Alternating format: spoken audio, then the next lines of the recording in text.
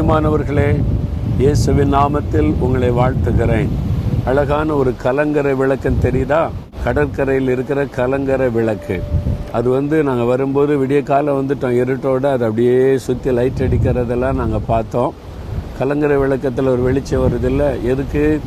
கடலில் கப்பல் போகும்போது திடீர்னு அவங்களுக்கு திசையே தெரியலன்னா இந்த கலங்கரை விளக்கை பார்க்கும்போது இது ஒரு கரை, இந்த இடனை கண்டுபிடிக்கிறதுக்கு வழிகாட்டுவதற்கு. அதே மாதிரி தான் இந்த உலகமாகிய கடலில் துன்பங்கள், துயரங்கள், கவலைகள், கண்ணீர்கள், வேதனைகள், மன சோர்வுகள் என்ன செய்கிறதுன்னு தெரியாமல் கலங்கும்போது இந்த வேத வசனம் நமக்கு கலங்கரை விளக்காக இருக்குது, வெளிச்சம் காட்டுகிறது.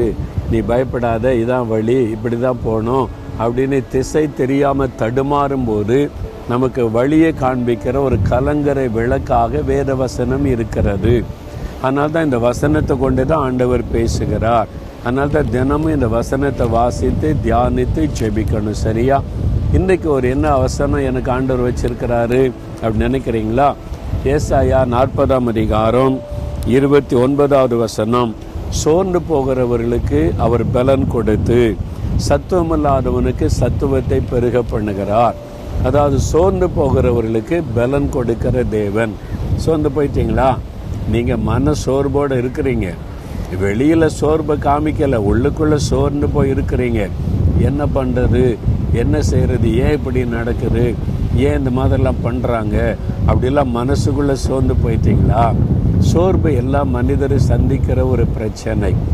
ஆபிரகாம் அவர் சோர்ந்து போனது பைபிளில் இருக்குது.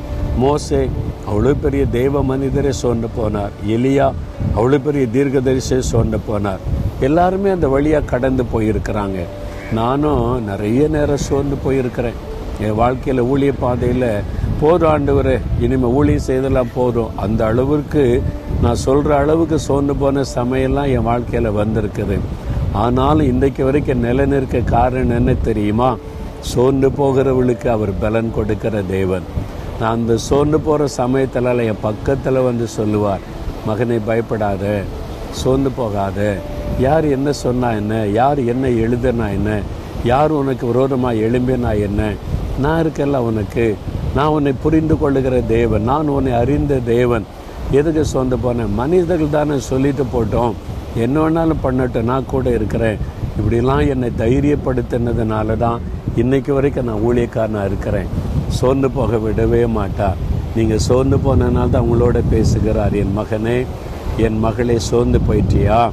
நான் உனக்கு பலன் தாரேன், நான் உனக்கு தைரியப்படுத்துகிறேன், நான் கூட இருக்கிறேன், என் கையை பிடிச்சிக்க, என் கையை பிடிச்ச நட, என் கூட நட, நான் உன்னை அழைச்சிட்டு போகிறேன், ஒன்றும் உன்னை மேற்கொள்ளாது, ஒன்றும் உன்னை அழிச்சிட முடியாது, நான் உன்னை கூட இருக்கிறேன்னு பலப்படுத்துகிறார்.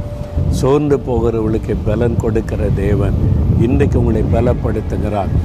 எதை நினைச்சு சோர்ந்து போனீங்களோ அதில் அற்புதம் நடக்கும்.